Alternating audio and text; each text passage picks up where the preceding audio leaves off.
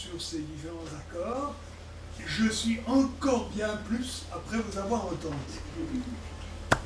Tout ce que je sais, moi, du droit international, et j'en sais quelque chose, c'est que quand il y a des accords internationaux, ça doit être accepté par les parlements en question.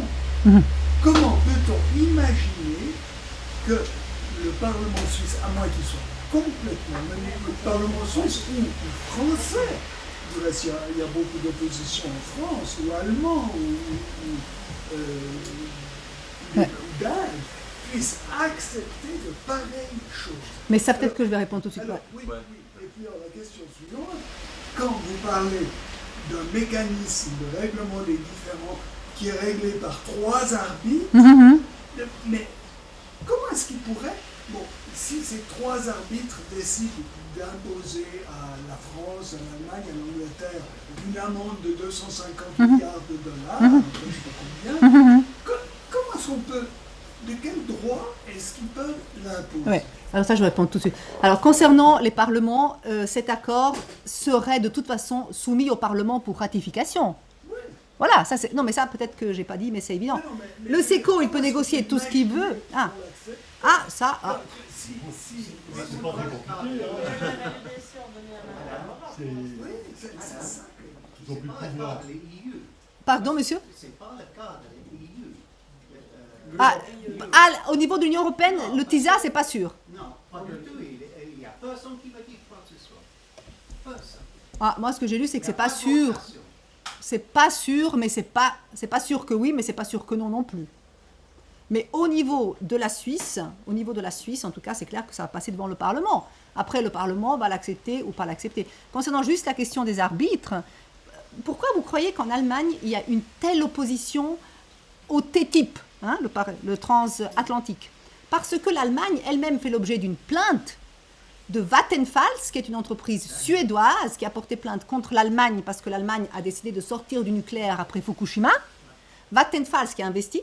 Donc, elle demande à l'Allemagne 4,6 milliards d'euros. Sur la base d'un autre traité, on ne va pas entrer dans les détails. Donc, même il y a une association allemande de juges et de magistrats qui s'oppose à ce ISDS, donc investisseur-État. C'est le système. Ouais. Ça peut donner un exemple de comment ça va se passer si ça passe. C'est clair. Ouais. Oui, moi je fais partie d'Acidus, qui est une association de défense de services publics. Et puis je voulais juste annoncer que dans le canton du Vaud, nous avons créé Stop du Labo il y a peu de temps. Donc les partis du Vaud, des syndicats et des associations, qui est ouverte à toute participation. Nous ferons une semaine d'action contre le TISA à la fin septembre, la dernière semaine de septembre. Et je pensais que ça pouvait intéresser ces autres. Moi, j'aimerais savoir qui est derrière, qui a initié ces accords. Ouais. Ça semble pour une féodalité mondiale. Donc, on a essayé d'avoir des États qui avaient une justice égale pour tous. Et puis là, on a très nettement, entre les consommateurs, nous, vous, et les décideurs, c'est complètement disproportionné. Alors, le TISA, il est clairement piloté par les États-Unis. Maintenant, le TTIP, il faut être objectif. C'est l'Union européenne qui a abordé les États-Unis en premier pour avoir cet accord. C'est pas l'inverse. Sauf que depuis qu'ils sont entrés dans le jeu, les États-Unis sont en train de dicter leurs règles. Parce qu'après, une fois qu'ils se mettent dans le driving seat, c'est eux qui conduisent. Donc, voilà. Alors, on vous dira, moi j'aime pas trop tenir ce langage, on vous dira que, voilà, ce sont les lobbies des multinationales qui sont en train... voilà, mais bien sûr, c'est évident. Ouais, c'est évident. Qui a intérêt à libéraliser tout ça, c'est pas... C'est clair. Ouais, c'est clair. Alors, est-ce que les parlements... Alors, voilà, la présidente... Ah, mais ça... Mais ceci dit, non, je pense qu'Obama, il a quand même une obsession, c'est essayer de contenir la Chine. C'est pour contrer la Chine et la Russie, quand même. Voilà. Le TPP, il est fait vraiment pour contenir la Chine, parce qu'il y a donc 12 pays, mais pas la Chine. Et maintenant, dans le TISA, la Chine aimerait entrer dans le TISA, mais les Américains ne veulent pas. Donc, il y a quand même beaucoup une idée, on va restaurer la puissance américaine. Lui, il dit, c'est nous qui devons écrire les règles du commerce au troisième. Voilà, ouais. Pierre, tu dois modérer. Ouais, merci. Alors, 2 questions. Il y en a une, c'est que, en fait, il y a eu un accord avec la Chine, Suisse-Chine, dans lequel le Parlement a ratifié et a voté le fait qu'il n'y ait pas de référendum. Oui, bien sûr. Donc, ça veut dire que ça existe, des choses comme ça. Hein. Donc, Oui. Bon, il y a des précédents. Hein. Oui, mais si je peux me Ouais. permettre, l'accord avec la Chine n'introduisait pas des dispositions comme ça. On Ça, est c'est d'accord, vraiment il y a un beaucoup plus précédent. nouveau. Il y a une très forte pression d'Obama Ouais. pour C'est clair. que ça en reste à l'exécutif Ouais. uniquement. Ouais. Donc, enfin, etc. Non, mais ensuite, ça va passer devant le Parlement, attendez. Non. Ouais. Il faut D'accord. faire quoi? Mais, alors, Ouais, d'accord. je peux vous dire que les Ouais. communes qui se sont déclarées hors TISA, moi Ouais. je suis de Stop TISA à Genève, les communes qui se sont déclarées hors Stop TISA, ils commencent par demander que ça soit ratifié par le Parlement, parce qu'on n'est pas à 100% sûr. Ensuite, elles demandent que le référendum facultatif... Oui, c'est ça. Non, Ensuite, que le référendum facultatif soit accepté, hein, ce qui n'est pas si évident bien non sûr. plus. Et ensuite, de lancer un référendum. Et puis alors, tout au bout, de sortir de cet accord, mais alors ça, c'est un peu plus difficile. Bon, j'aimerais juste vous dire que le PSI, l'International des services publics. des services publics, dit qu'une des annexes, alors c'est une certainement qu'on a vu tout à l'heure, impose des restrictions sans précédent sur les entreprises publiques, les forçant dans leur majorité, ça c'est intéressant, à opérer comme des membres du secteur privé. Hein? Donc ça veut dire qu'il il n'y a pas seulement la liste des restrictions, il y a en fait une réalité qu'il y a une pression pour que la majorité des services publics soient livrés aux multinationales qui quelque part veulent faire de l'argent parce que les caisses de pension américaines ont besoin de nouveaux marchés, quoi. Hein, c'est un peu ça, quoi. Ouais. Voilà, bon. Ouais, mais c'était une philosophie. Ouais. Bah, je sais pas. Mais peut-être juste sur la question de la ratification, nous on travaille sur les accords de libre-échange, il n'y a pas un seul accord de libre-échange suisse qui n'a pas été ratifié par le Parlement suisse. Ah ben non, il n'y en a pas. Donc celui-là, il va être ratifié par le Parlement, à moins que vraiment...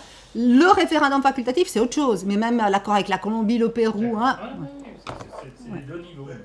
Mais c'est les commissions qui décident, parce que le Parlement, il... Bon, mais Ils alors sont après... même pas- Ouais, ils sont d'accord. même pas élus. Bon, ça... Ils ont 2 jours pour 500, pour 1000 pains. Ouais, monsieur. Ouais, alors ma question, ça rejoint un peu à monsieur. En fait, niveau suisse, pour rester en Suisse, Oui. qui négocie? Ouais. C'est qui est assis à la table? Alors, c'est le SECO, le secrétariat d'État à l'économie. Voilà. Alors, Donc c'est des membres de ce département. C'est non parlementaire. non, bon, c'est des négociateurs du SECO, c'est des fonctionnaires du SECO. Maintenant, ce qui se passe, eux, ils disent, comme je disais tout à l'heure, qu'ils négocient dans le cadre du mandat du cycle de Doha de l'OMC. Je ne veux pas faire trop compliqué, mais c'était un cycle de développement, de libéralisation qui est mort. Enfin, il n'est pas mort, mais bon. Il est moribond depuis un moment. Voilà. Donc, eux, pour aller négocier ce TISA, ils ne sont pas allés demander un nouveau mandat au Parlement. Ils ont dit, bon, nous, on reste dans ce cadre. Mais vous voyez bien, enfin, qu'ils sont en train de dépasser ce cadre. Donc, selon nous, bon, après, il faudra voir de ce qui sort à la fin, mais ils devraient déjà demander un nouveau...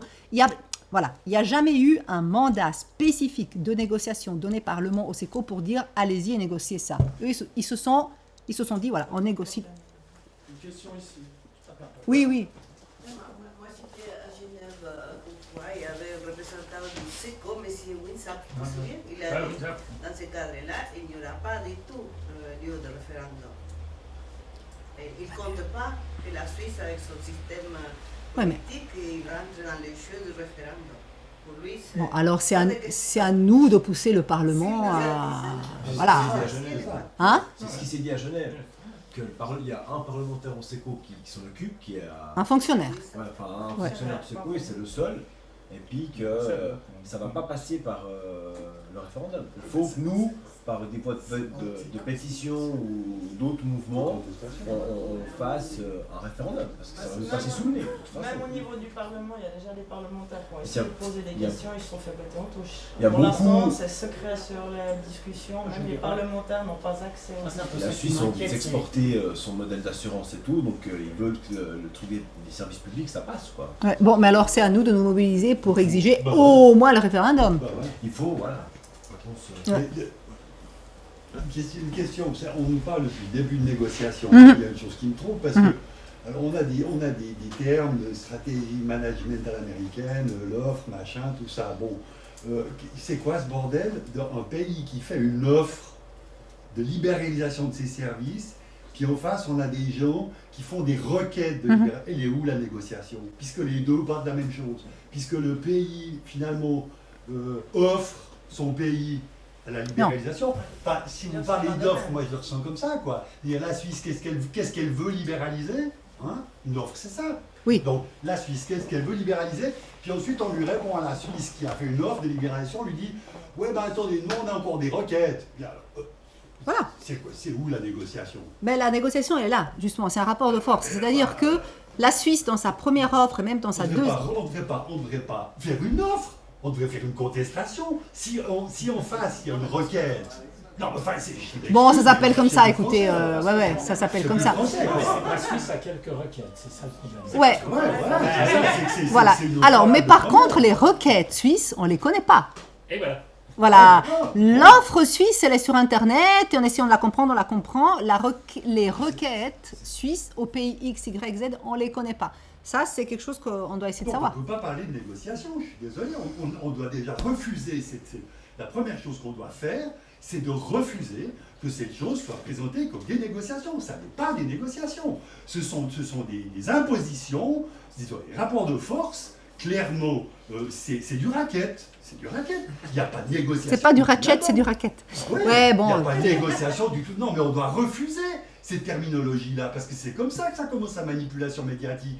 C'est que si les gens n'ont pas de négociation, nous on doit écrire en disant il n'y a pas de négociation. Il n'y en a pas.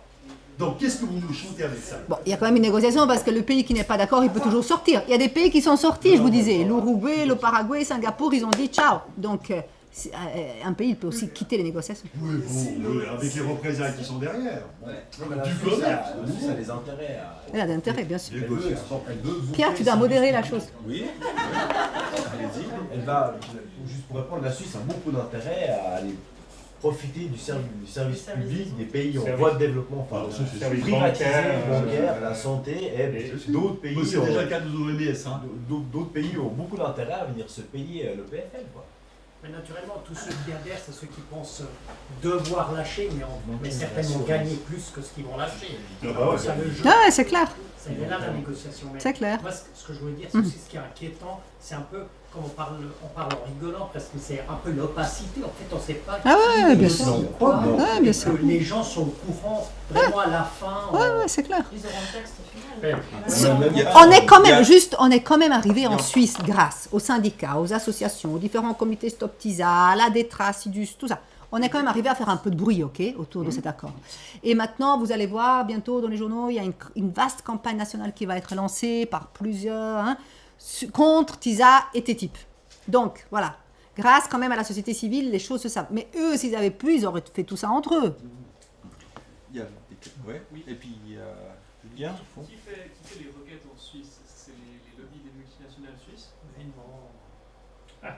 Qui fait les requêtes en Suisse? Les requêtes aux autres pays. C'est le SECO. Maintenant, influencé par qui? Après, on peut spéculer. Justement, on ne sait pas. Donc voilà. Ouais, attendez, il y a encore une question au fond. En tout cas, pas influencé par les ONG, influencé par qui? Oui. Moi, je veux juste demander les pays qui doivent, par exemple, qui sont poursuivis pour payer 20 milliards, par exemple. Oui. S'ils sont condamnés et qu'ils refusent, ouais. Qu'est-ce qui se passe? Est-ce que dans les traités qui sont déjà signés, on spécifie les sanctions? Ouais, alors il y a tout un système. C'est-à-dire qu'il y a des pays qui ont été condamnés énormément. Par exemple, l'Argentine, la pauvre, elle s'est pris plein Alors, il y a des systèmes de saisie des biens de ce pays à l'étranger. Ah bah oui. Il y a quand même des moyens pour récupérer, disons, l'argent que le pays ne veut pas payer. L'Argentine avait refusé de rembourser un fonds d'investissement aux États-Unis, puis là, finalement, ils ont dû quand même se... Ça, c'était la question du fonds vautour. Ouais, ça, c'est le fonds vautour. Ouais, mais il y a eu... Ouais, c'est ça. Donc, il y a quand même des moyens de pression assez efficaces pour pousser ces pays... Oui, il y avait une autre question au fond. Puis après... C'est qui ces arbitres? Ouais, alors les arbitres sont... Alors, justement, ça c'est... Les arbitres sont des gens, des juristes qui sont désignés, donc un par le pays, l'autre par la multinationale, et le troisième, ils se mettent d'accord ensemble. Pour faire un autre. Pour faire, hein? Pour faire un autre, bien. Les deux. Oui. Bah oui, parce qu'il faut qu'il y en ait trois, sinon on ne peut pas... Donc c'est l'autre. Voilà. Bah, ils se mettent d'accord ensemble.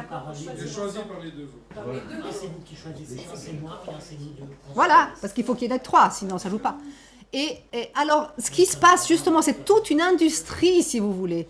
Parce que ce sont souvent les mêmes qui, un jour, sont l'arbitre pour telle affaire, le lendemain, sont l'avocat pour l'autre affaire. Vous voyez, il n'y en a pas beaucoup de ces gens. Et c'est un peu... J'allais utiliser un mot pas sympathique, on est filmé. Non, mais c'est... Non, c'est un peu un cénacle, on va dire, où ils se choisissent beaucoup entre eux, donc c'est avec des honoraires extra, et voilà. Non mais oui, voilà, je vais pas oser le dire. Moi j'ai dit un cénacle. Ouais. Alors juste par rapport aux hypothèses qu'on pourrait faire sur les requêtes suisses, oui. Il y a quand même beaucoup les banques et les assurances. Oui. Hein, avec, à mon avis, des illusions. C'est-à-dire qu'en fait, les banques suisses, on a vu comment ça s'est passé avec UBS, c'est de justesse que ça a marché. Hein, elle aurait pu couler, hein, c'était pas très loin.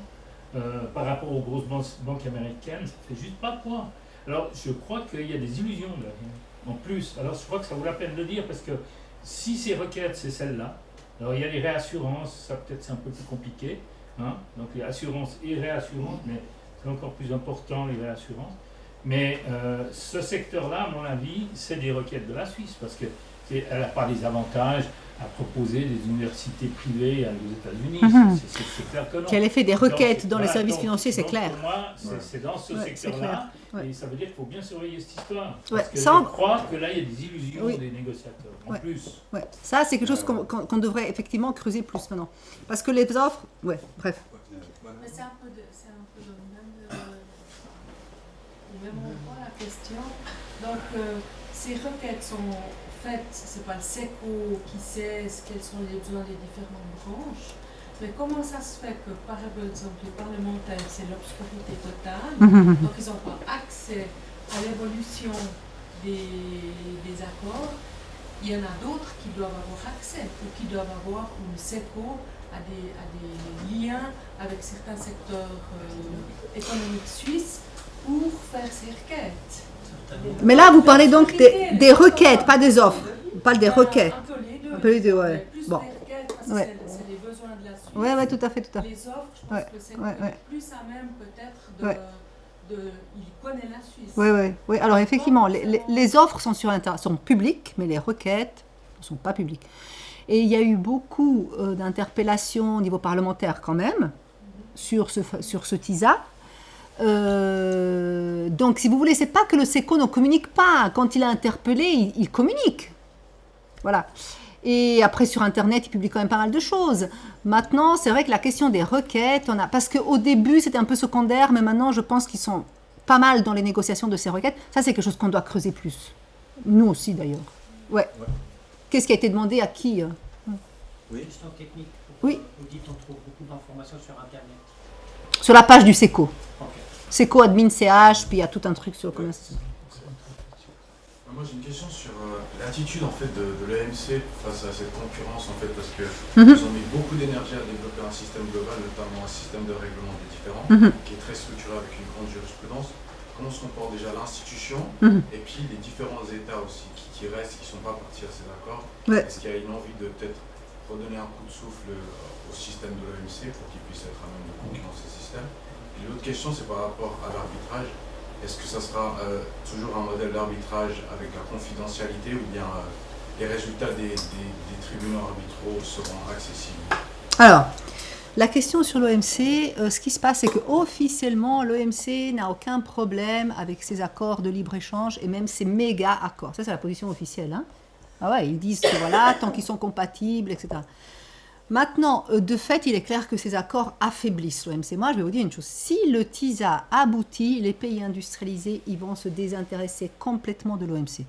Les États-Unis, déjà, ils ont montré à Nairobi que vraiment, ils voulaient tuer le cycle de Doha. Ça ne les intéressait plus du tout. Les pays industrialisés, ils sont intéressés dans des sujets, les services, les investissements, le droit de la concurrence, le commerce électronique et tout ça, que l'OMC refuse, que les pays en développement refusent de discuter à l'OMC, de négocier à l'OMC. En tout cas, tant que Doha n'est pas terminé, Doha est un cycle dont les pays en développement espèrent qu'il aide à rééquilibrer les règles dans l'agriculture, notamment la question des subventions. Ça n'intéresse pas du tout les pays industrialisés. Eux, c'est d'autres sujets qui... Donc, si le TISA aboutit, à mon avis, les pays industrialisés vont se désintéresser de l'OMC. Et je pense que ce n'est pas une bonne chose. Alors, on n'est pas là pour défendre l'OMC. Mais par rapport à ce qui se prépare, l'OMC, c'est encore un endroit, une enceinte multilatérale, où théoriquement, j'ai dit théoriquement, je le souligne 3 fois, c'est un pays, une voix. Bon, on sait bien qu'il y a des pressions. Mais quand même les pays les plus pauvres sont là, ils sont représentés.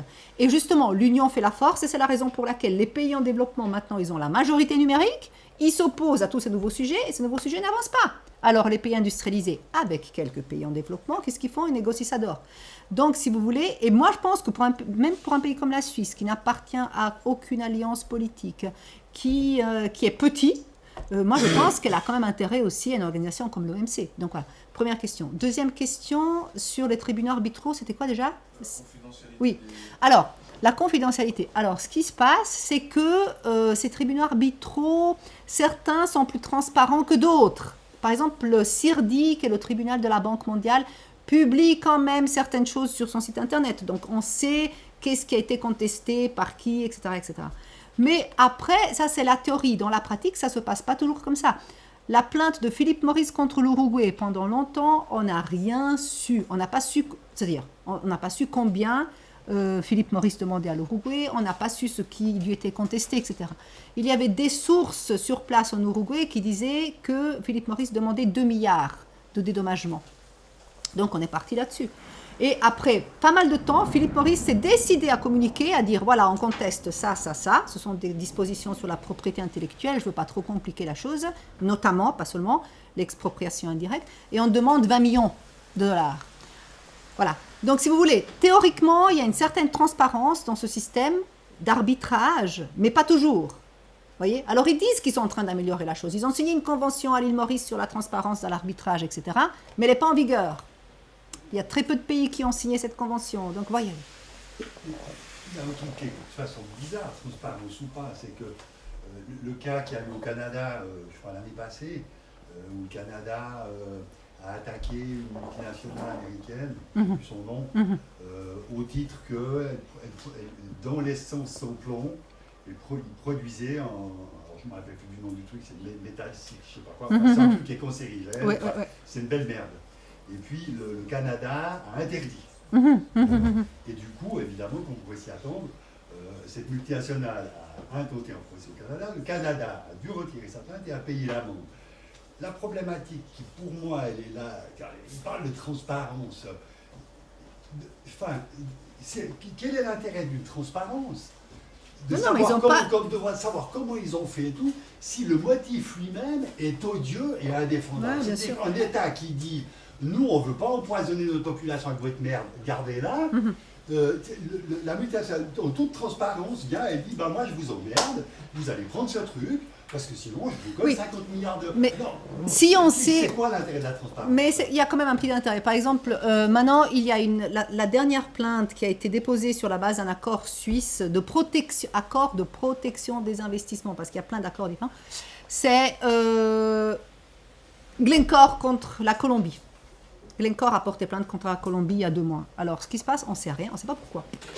On pense que c'est lié à la renégociation d'un contrat d'extraction, etc., mais on ne sait pas. Les ONG peuvent intervenir dans ce genre de cas. Elles peuvent faire des soumissions au tribunal, vous voyez, pour appuyer, soutenir la Colombie, par exemple. Mais pour ça, elles ont besoin de savoir, la base. Ouais, qu'est-ce qui est contesté, hein, et là, pour l'instant, on ne sait rien. Donc, ça améliore un peu le système, mais vous voyez, mais moi, vous comprenez comment? C'est un système qui est profondément biaisé dès le départ, alors on peut faire un peu de cosmétique.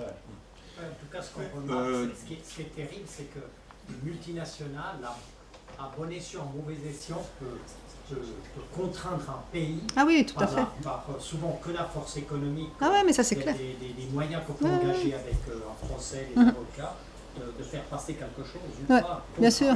C'est ça qui est terrible. C'est le principe même de la chose, bien sûr.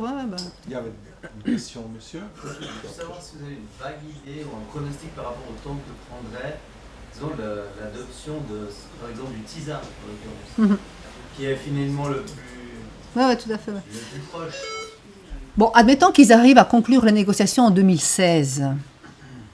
Après, il faut qu'ils soient ratifiés par... alors, après, dans ces traités, il y a des règles, ils se mettent d'accord. C'est-à-dire, pour que le traité entre en vigueur, il faut qu'il y ait un nombre minimal de ratifications. Donc, ratification, ça veut dire quand c'est les parlements nationaux qui les acceptent. Admettons même que l'Union européenne ne doive pas ratifier le Parlement européen, mais les autres pays vont quand même devoir le ratifier.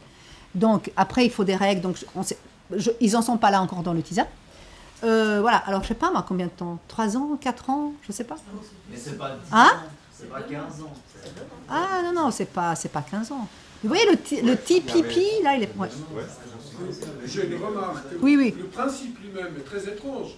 Parce que vous avez un arbitre choisi par la multinationale, un arbitre choisi par le pays, et un arbitre choisi par les deux. Oui. Et il n'y a pas de recours. Il n'y a pas de recours. Final. Yes. Alors pour la multinationale, il suffit de corrompre une personne.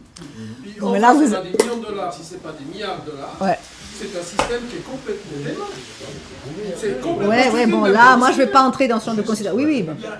La fameuse initiative qu'on a tous signée contre les multinationales pour le devoir de diligence des multinationales, c'est du pipi de chat, ça. Ça, c'est sûr. Donc, on ne modifie pas notre comportement. Ça va compter pour... Ça fait partie des primes. Si par hasard oui. cette initiative passait, oui. les lobbies qui sont contre, ouais. Est-ce qu'il y aurait un moyen d'obliger les multinationales à rendre compte de leurs pratiques concernant les droits humains et l'environnement? Bon, mais là, c'est un... Attendez.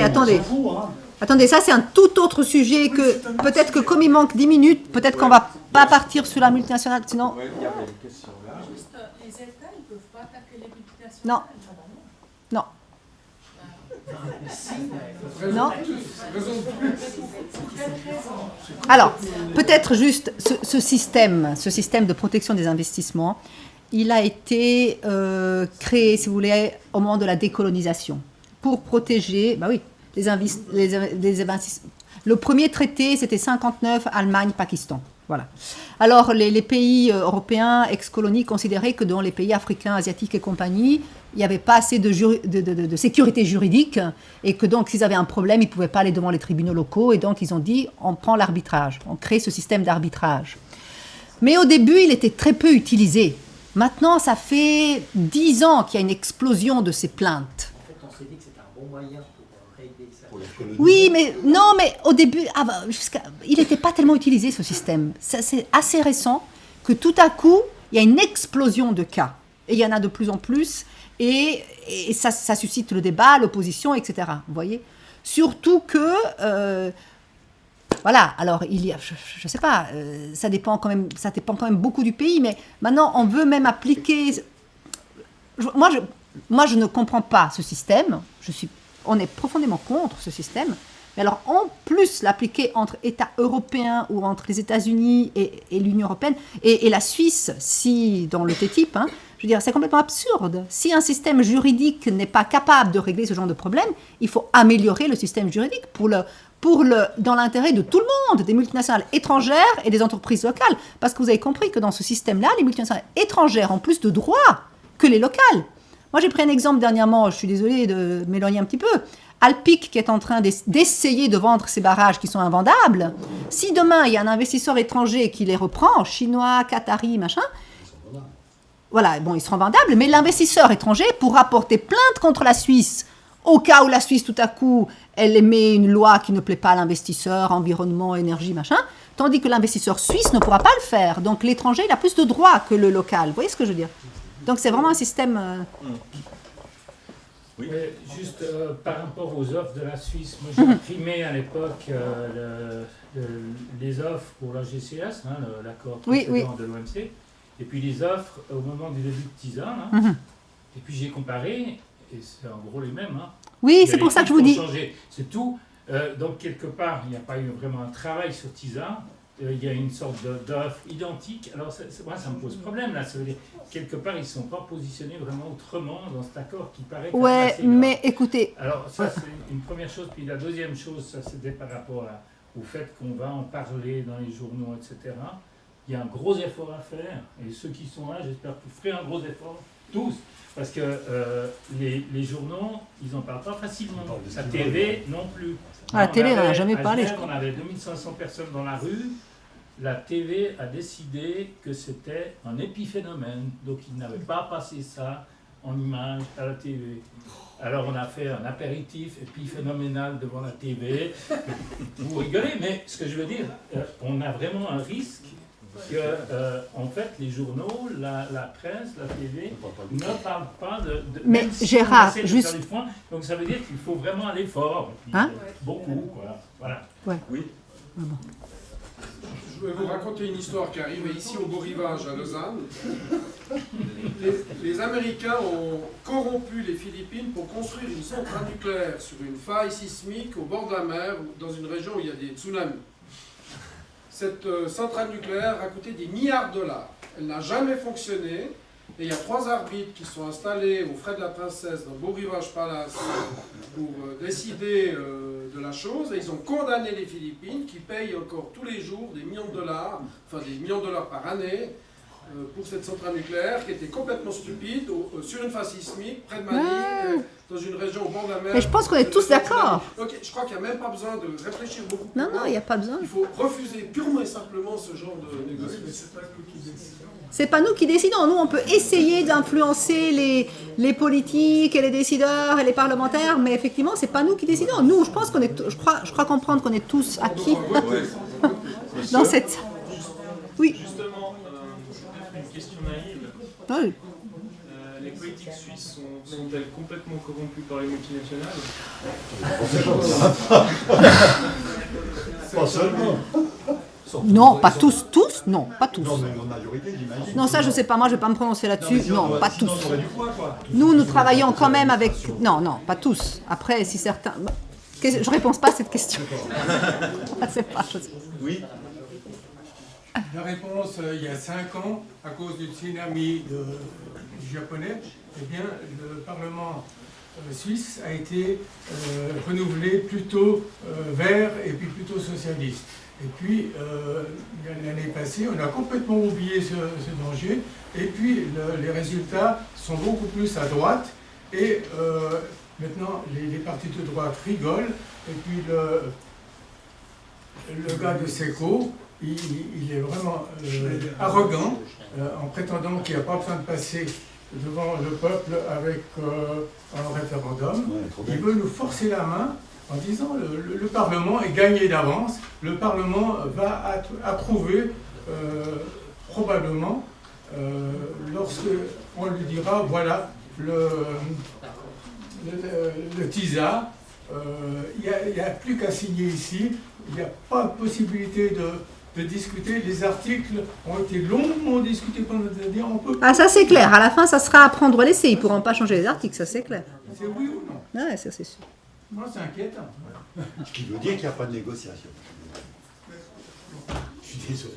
Pierre, monsieur, voilà. Oui. Ah, on est bientôt à la fin. Non, je regarde. Pression au gouvernement, à Berne, Charles qui le mettent dans le référendum. Oui. Ben oui. Comment on explique ce phénomène de dérégularisation dans le commerce, alors que paradoxalement, on est plutôt en train d'aller vers la régularisation dans le domaine fiscal, au moins pour ce qui concerne le CDE? Comment on arrive à expliquer cette différence? Mais moi, j'ai envie de dire, on essaie de récupérer d'un côté ce qu'on a donné de l'autre. Mais oui, parce que franchement, si vous regardez, même cette annexe sur les services financiers, je suis passée en vitesse, mais elle vise à les déréguler encore plus qu'ils ne le sont aujourd'hui. Ils sont déjà bien dérégulés aujourd'hui, n'est-ce pas? Et c'est comme si on n'avait retenu aucune leçon de la crise financière. Donc, voilà, moi j'ai envie de dire, d'un côté on régule et de l'autre côté on dérégule. Alors, peut-être parce que ces accords, justement, étant plus secrets, incompréhensibles, opaques et compagnie, les négociateurs, les gouvernements se disent, finalement, les gens, ils ne savent pas vraiment ce qui se passe. Mais nous, on sait ce qui se passe. Enfin, un petit peu. On sait quand même un peu ce qui se passe. Je veux dire, mais oui, il y a une mobilisation. Donc, j'ai juste une petite question de terminologie. Tous ces titres sont des titres anglais. Oui. Est-ce que ça a été traduit en français? Alors, écoutez, mes collègues avaient mis TAFTA. Moi, je leur ai dit, s'il vous plaît. Ici, il y a un article du Courrier qui parle du TAFTA. Ouais, alors justement. C'est quoi? Ouais, alors le TAFTA, c'est le TTIP. Mais comme je trouve qu'il y a déjà assez d'acronymes, TISA, TTIP, TPP, CETA, si on ajoute TAFTA, on va se comprendre en Suisse romande et en France. Presque tout le monde est capable de dire quelques mots en anglais. Donc TAFTA, ouais. TAFTA, c'est TTIP. Non, ça, vous faites ce que vous voulez. Mais moi, j'ai trouvé que ça compliquait trop les choses. TAFTA, c'est la même chose que TTIP. C'est la traduction française. C'est important à savoir. Mais après, moi, traité... Attends. C'est ACS pour ceux qui sont... Ouais, mais là, vous voyez déjà que c'est compliqué. Si on commence à traduire en français, en allemand, en italien... On a fait un tableau là-dessus, je pense, de l'assistance. Oui, alors monsieur, TAFTA, c'est TTIP. Encore peut-être une dernière question. S'il n'y en a pas, mademoiselle. Il y en a encore. Allez-y, les deux, et puis ensuite madame pour terminer. J'ai une question dans les négociations de ces accords. Est-ce qu'à aucun moment il y a une réflexion sur de potentielles violations d'autres domaines du droit, dont les droits de l'homme? Oui. Puis je me demande comment en fait on arrive à de tels textes alors qu'il y a clairement des règles de droit international qui empêchent certaines choses. Et puis parallèlement, ma question elle vient par rapport à la Constitution suisse aussi, qui a quand même certains devoirs, certaines obligations qui vont aussi en contradiction avec ces accords. Bien sûr. Alors, et je me demande comme c'était complètement annulé. Non, alors, réflexion, donc il n'y a pas. Nous, on a essayé de pousser en Suisse pour que le SECO fasse une étude d'impact préalable sur les droits de l'homme avant de négocier des accords de libre-échange. Même pas ceux-ci qui vont encore beaucoup plus loin, mais déjà les accords de libre-échange traditionnels. La réponse est toujours la même, c'est que c'est impossible, il n'y a pas de méthodologie, etc. Donc ils refusent, ils ne le font pas, ils ne veulent pas le faire. Maintenant, il y a eu plusieurs rapporteurs spéciaux des Nations Unies qui se sont exprimés contre ces méga-accords pour dire qu'ils violaient les droits de l'homme, et notamment ce fameux mécanisme investisseur-État. Celui-là, il est vraiment très controversé. Donc, ils se sont exprimés contre. Mais sinon, de la part des négociateurs, franchement, il n'y a pas... Non. Il y a une question... Alors, je voulais juste faire une remarque. Ça vaut toujours la peine de faire de la lumière sur ces horreurs. Récemment, on est allé à l'Assemblée Générale de la Banque Nationale Suisse et on a parlé publiquement, et ça a eu de l'écho dans la presse, que la Banque Nationale Suisse investissait des sommes conséquentes dans l'industrie militaire nucléaire américaine, dans les bombes atomiques nucléaires américaines. Donc l'argent des Suisses allait financer l'industrie militaire américaine. On a fait la chose publique. Et hier, on a découvert sur les sites américains, en tout cas, plus de 100 millions ont été retirés de l'industrie militaire américaine. On espère que c'est grâce à nos interventions, mais je crois que ça vaut la peine de parler. C'est toujours utile. C'est toujours utile. Vous savez, peut-être le mot de la fin, je sais pas. Oui, le mot de la fin. Mais le mot de la fin, ce que je voulais dire, c'est que y a quand même des accords de ce genre dans le passé qui ont échoué. Il y a l'accord multilatéral sur les investissements qui a échoué à cause de l'opposition de l'opinion publique et de la France, il me semble. De la France. Il y a un autre accord, ACTA, c'était un accord sur les contrefaçons aussi, qui a échoué. Je veux dire, l'opinion publique, elle a quand même son poids, elle a son rôle. Maintenant, est-ce que ces accords vont aboutir ou pas? Je ne sais pas. Ils pourraient aussi ne pas aboutir. C'est-à-dire qu'il y a quand même une contestation qui monte. Et en tout cas, dans nos pays, les gouvernements sont quand même obligés d'écouter un peu ce qui se passe. Et surtout quand ils ont l'impression que les gens comprennent plus ou moins de quoi il s'agit. Donc, je pense que c'est toujours utile de se mobiliser. Et après, voilà, on essaie de faire ce qu'on peut. Je vous remercie. Monsieur, il a encore une question. Non. Oui. Pratiquement, qu'est-ce qu'on peut faire? Ça fait pas dire.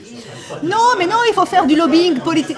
Il faut faire du lobby. Non, mais il ne faut pas parler pour parler. Il faut faire du lobbying politique à Berne, par exemple, pour qu'il y ait un référendum facultatif. Il faut écrire à tous nos députés radicaux. Il faut écrire aux députés, il faut écrire au SECO, il faut se mobiliser au niveau des communes et des cantons. En Suisse, nous avons déjà beaucoup de communes qui se sont déclarées hors TISA. Le Grand Conseil du canton de Genève qui s'est déclaré hors TISA. Il y a une motion en préparation au canton de Vaud grâce à Madame Frémont.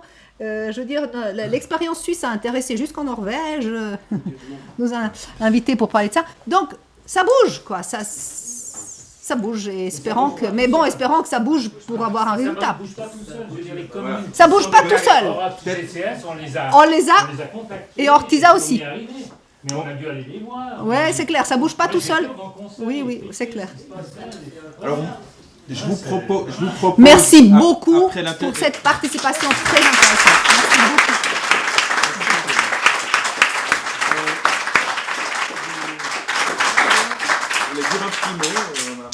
Bonsoir, je me présente Isabelle Frémont, je suis députée justement au Grand Conseil.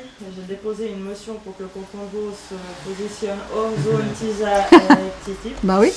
Donc je voulais remercier à Lyon Sud, madame, pour la conférence. Et surtout, il faudra penser à nous mardi prochain parce qu'on passe aux commissions pour défendre cette motion. Tout à fait. On espère pouvoir vous donner des nouvelles. Bon, je pense d'ici l'automne que la commission rende son rapport. Bravo. Bravo.